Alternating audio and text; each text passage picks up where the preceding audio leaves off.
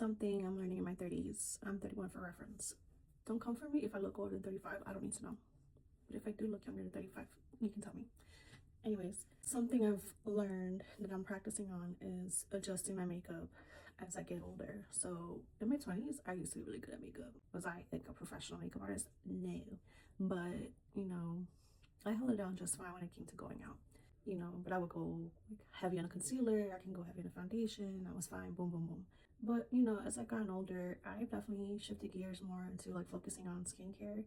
And I feel like that's come out to my benefit because I haven't had to like rely, so to speak, on heavy coverage. And I have noticed that if I put certain foundations, like it does look cakier on me unless I prep my face really well.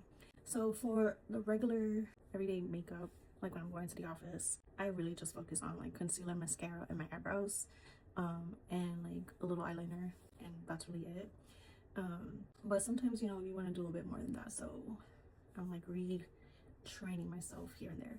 So instead of foundation, I've tried out skin tint. So I have a skin tint on, and I like it because it felt very hydrating and it gives you just enough coverage, at least for me, without feeling like it's heavy on your skin.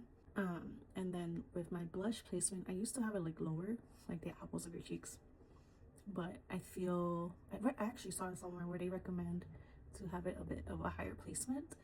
That this technique works when you're younger, or maybe it was just like an old technique, so to speak.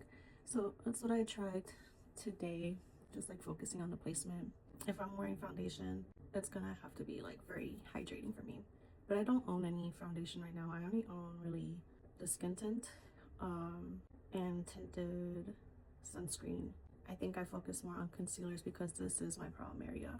I put on color corrector and a hydrating concealer, but I feel like it still peeks out a bit my dark circles, so that will be more practice for another day. But yeah, I don't do heavy contouring because, well, I don't really do contouring to begin with because I suck at it. And the one time I thought I was really doing something well, which happened to be on a day of my engagement shoot, I learned the hard way. When the photos came back, I had to stick it out, so thank God for Photoshop. So ever since then, I haven't bothered with like contouring.